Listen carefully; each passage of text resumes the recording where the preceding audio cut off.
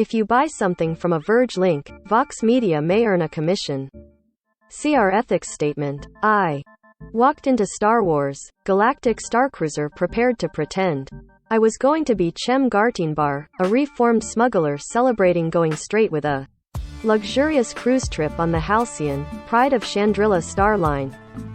Unfortunately, due to the compressed nature of the media preview, I spent most of my time aboard Disney's biggest bet in years in my usual guise of Chaim Gartenberg, reporter. Part hotel, part LARP, part theme park. Star Wars, Galactic Starcruiser wants to be nothing less than the ultimate Star Wars experience, one that sucks you into a living, breathing sci-fi story unfolding around you, and for the price that Disney is placing on it, one that has a lot of expectations to live up to. Be extremely clear from the start, this is not a review of the full Galactic Starcruiser experience. The media preview I attended was a 4-hour curated, sampler platter of what guests will get over a 2-day stay. I didn't get to sleep at the hotel, and my time, on board, was focused on seeing the major set pieces and interactive components in group settings instead of the choice-based, smaller storylines that guests will get to build out over the full 2-day. As such, this is not an assessment of whether the whole package is worth the eye-watering $4,809 starting price that Disney is charging for a Galactic Starcruiser stay. The exorbitant price tag was never far from my mind when I was touring the ship though. While I can't tell you everything about the minute-to-minute details of the branching, interactive storylines that Galactic Starcruiser is putting so much emphasis, I did get to travel aboard the Halcyon and see some of the greatest hits and unique elements of the experience. Galactic Starcruiser, much like Galaxy's Edge before it, isn't just a creation for Disney theme parks. The modern desire to connect every element of media and storytelling together is a part of the Galactic Starcruiser experience, and Disney is already working to seed the luxury liner across decades of Star Wars. The Halcyon plays a role in the ongoing High Republic multimedia storyline of books. There's already a comic book series that explains the backstory and shows iconic characters like Anakin Skywalker, Padme Amidala, and Lando Calrissian stays aboard the ship. There's also the recently announced novel The Princess and the Scoundrel, which will reveal the untold story of Han and Leia's honeymoon on the Halcyon. At the current rate of Galactic Starcruiser tie-ins, I'd put even odds on the ship appearing in an episode of a Disney Plus show before the year is out. Establishing the Halcyon as a key part of Star Wars lore isn't just Disney not so subtly building hype and marketing for its pricey hotel, though. It's a foundation for a key part of the sales pitch to guests. You don't just get to live in a Star Wars-ish story for a day or two. Your time aboard the Halcyon is part of the Star Wars saga, as much a part of canon as any of the movies, video games, or books. You're participating in events but never really shaping them. That idea of living in an interactive hotel experience has seen Galactic Starcruiser draw a lot of comparisons to Westworld, the eponymous theme park from the HBO series. The two have a lot in common. A promise of total immersion in a fictional world, complete with factions and costumes, the idea that guests can forget their own stories within the setting, and the sky-high price tag that limits attendance to guests with exceptionally deep pockets. Galactic Starcruiser even has its own AI companions and roving robots, although they're far less murderous than those in Westworld's. But Westworld's Impossible Park promises a place where you can do anything or be anyone in the Wild West.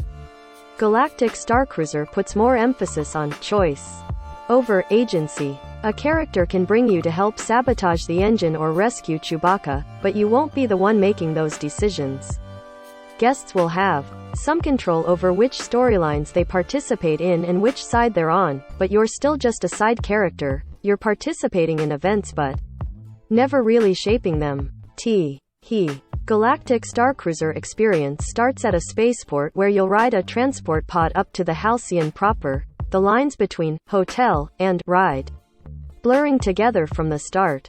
Exiting the pod takes you to the atrium, the Halcyon's lobby, where you'll run straight into guests and cast members alike milling around, ready to draw you into the plot. In quick succession, I met Gaia, the visiting galactic pop star, her manager Rythe Cole, an aspiring musician named Sandro Alamander, who, like me, was on his first trip off planet, and the ship's captain Riola Kevin. Everyone had a story and, more importantly, wanted to try to involve me in it. Despite the elaborate costumes and setting, it still threw me off balance at first. I had to take a few minutes to figure out how I'd be fitting into the grid view. In some ways, the ship is a little too polished and clean. At a panel, Brad Schoenberg, Disney's vice president of brand merchandising, said it was inspired by taking a look at the finer side of life in Star Wars, like the royal halls of Naboo, and, more oddly, the luxury yacht of crime lord Dryden Voss and the problematic halls of Canto Bight. It seemed like the visual language occasionally leaned more toward the gleaming ships of Star Trek than the lived-in style. That's the hallmark of Star Wars. There's a glossy plastic look that never quite lets you forget you're in what's essentially a very large, very long theme park ride. The Halcyon is also smaller than you might expect. The main dining cabin is about the size of a medium-sized restaurant, while the atrium's neon-soaked bar offers seating for a couple dozen people at most, and only a single sabacc table. There are restricted spaces that open up for story elements, like the cargo hold, brig, and engineering bay, but there are really only 2 or 3 main, public spaces to spend time in outside of those plot moments. The rooms I saw were pretty compact too. There's space for a bed, a slide-out table, and enclosed bunk beds built into one of the walls. It looks to have leaned too far into emulating the space-sensitive designs of an actual cruise ship. I've never stayed in a $2,000 per night hotel room, but I would expect a lot more than this. No one will mistake Galactic Starcruiser for a traditional luxury hotel by Earth standards. There's not much in the way of normal amenities, no pools, gyms, or spas, and virtually no natural light. There is a single outdoor space, branded the Climate Simulator, to avoid breaking character. Sure, you wouldn't go to Galactic Starcruiser for a regular hotel experience, but the price still feels like a miss. Disney is putting plenty of emphasis on the food and drink aboard, both included in the ticket price, although specialty and alcoholic drinks are not. The presentation aims to go above and beyond a standard hotel menu. Much like Pandora or Galaxy's Edge, food features unique shapes, colors, and textures to evoke a galaxy far, far away from our own, like colorful blue shrimp, allegedly sourced from Felucia, or black lava rock bread evoking the volcanic world of. At the Star Wars Hotel, even the food has lore. ACH. Trip on Galactic Starcruiser will follow the same broad story arc. Guests are passengers aboard the 275th anniversary trip of the luxury Starcruiser, the Halcyon, which is emulating its original voyage from Chandrila to Batuu. Set in between The Last Jedi and The Rise of Skywalker, the ship runs afoul of the First Order. Star Wars drama ensues. Storylines, we're told, will develop organically over the 2-day trip, based on how players interact and react to cast members and the actions they take. Along the way, there are multiple branching paths, only some of which I got to take part in. Smuggling a Resistance ally on board and sneaking into the engine room to reboot the ship's systems, but there were other plots that appear at the finale event, like stealing access codes or unlocking a Jedi holocron, that weren't in my brief journey. Someone else playing through a Resistance story might have seen more of those adventures, while a First Order aligned guest would have had their own interactions to try to foil those plots. The whole thing culminates in an action-packed live stage show finale. It wouldn't be Star Wars without a lightsaber duel, one which includes the spectacular-looking real lightsaber prop the company showed off a few months ago. You may all be watching the same big events, but you're not watching the same things, said Corey Rouse, a creative director for Walt Disney Imagineering, noting that a guest who sided with the Resistance will see payoffs that might not make Sensetto a scoundrel character, while a First Order ally will experience the finale in yet another light. Immersion is the name of the game here. Each sign is written in both English and the fictional Aurebesh alphabet. Every cast member, waiter, room service, Attendant and bartender is in character the entire time, and elaborately costumed guests chat with you about their own lives to help draw you into the world. As you'd expect from a Disney park experience, there's incredible attention to detail. All the doors on the ship are sliding, instead of on hinges, to better fit into the Star Wars universe. But that level of theater is table stakes for Disney World. Galactic Starcruiser aims to take things a step further by actively looking to draw in guests. Visitors are encouraged to dress up in full Star Wars cosplay to inhabit the world, at least for a day or two. Disney, of course, is happy to sell you Star Wars-themed attire if you don't already have it, and the key differentiator is the ability to participate in the adventure. The average Star Wars movie is about 2 hours long. 2 seasons of The Mandalorian on Disney Plus will take you about half a day. Galactic Starcruiser aims for a far bigger scope, 2 days worth of Star Wars story. That means turning a lot of the ordinary parts of your day, including eating and sleeping, that you wouldn't find in a movie into something more special in Star Wars. Why? Movies are a slice of life with all the boring cuts part out, Rouse told The Verge. Whenever we're trying to build a world like this, we actually want you to have all of the extra, what we call the magical mundane, turning those boring parts into something more. That might be a comment from your in-character server at the bar about the ongoings aboard the ship, or a glimpse of a character like Rey gesturing at you from around a corner to help her with a mission. Do you want to play Star Wars? What they're really asking you is, do you want to play Star Wars? Rouse says. The word that Disney uses for most of Galactic Starcruiser's more unique aspects is an invitation. As Ann Morrow Johnson, executive producer and creative director at Walt Disney Imagineering, noted in a press panel, I think so much of this experience lives in these smaller, subtler moments where these characters are existing, they're living their lives, and they're inviting you to come and play with them, if you want to. At one point in our abridged trip, a few members of my group were pulled aside by a crew member to assist in a jailbreak for a captured resistance member. Together, we hacked a terminal, passed the brig override code across a room in a short game of telephone, and unlocked the door so that they could escape. Presumably, I could have decided not to help if I wanted to aid the First Order instead. Galactic Starcruiser asks a lot of its guests. You're basically diving into a giant improv exercise with dozens of strangers. And what you'll get out of the experience is largely what you put in. In my short time there, it was hard to shake the feeling that I was just going through the motions for the particular story track my group was assigned. Maybe the smaller groups added time, additional context, and more gradual pace of storytelling that the full experience has helped make the process feel more organic. But that guided nature that slots you into specific roles is at least part of the point. Galactic Starcruiser asks a lot of its guests. According to Sarah Thacker, a senior R, intended so that you can show up and not have a character, not have to know any lines, not have to know anything about the story, and still have a good time. She described it almost like a traditional video game. Players fall into a role from the game, and they can make choices but still have the framework and guidance they need to have fun. My short time on board didn't really give me the chance to make those decisions for myself, however.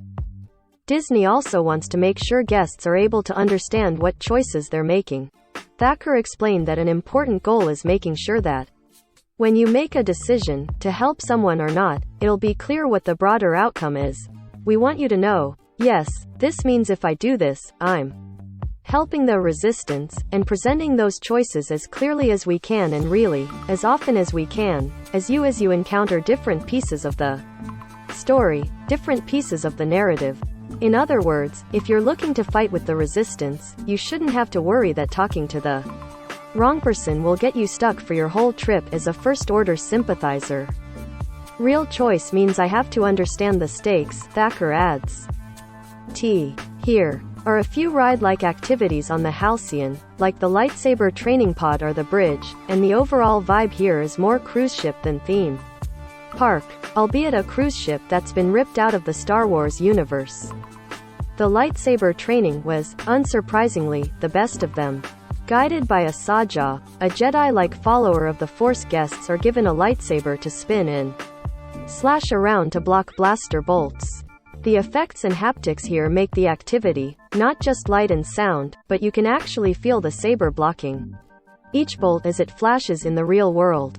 The bridge area, meanwhile, is a more cooperative group activity in the vein of the Millennium Falcon Smuggler's Run ride at Galaxy's Edge, with 4 different roles that guests rotate between. Bouncing across the different stations let me take a turn blocking asteroids, aligning the ship's sensors by matching buttons and switches, blasting lasers, and more. Those shipboard activities, in addition to offering entertainment in their own right, help serve as catalysts for drawing guests further into those story arcs. A bridge training exercise, for example, might end with helping the ship's captain on a clandestine rescue mission in an asteroid belt. Guests will also journey down to the Galaxy's Edge Park in Disney World proper, where they'll be able to ride the Millennium Falcon Smuggler's Run in. Rise of the Resistance rides, Galactic Starcruiser guests will get to use the premium purchase lightning lanes to avoid waiting in line, of course, along with accomplishing their own missions given to them from characters on the ship through the smartphone-based datapad built into the Play Disney Parks app. Disney says those activities will also tie into guests' individual, ongoing storylines when they come back aboard the ship. A franchise that you can not just love, but live in. The integration of narrative, traditional theme park rides, live entertainment, and a hotel stay make Galactic Starcruiser a blend of virtually every aspect of a Disney World trip all at once. It feels like the next step for the modern, all-encompassing pop culture machines that have come to dominate entertainment. A franchise that you can not just love, but live in. It's also important to remember that Galactic Starcruiser is just the first of the company's efforts here, one that will, like the parks it's set in, presumably grow and change over time. And it's easy to imagine that both Disney and its competitors will be thinking about how to bring this kind of first-hand fan experience to more properties in the future. Immersive experience comes at a very literal cost though.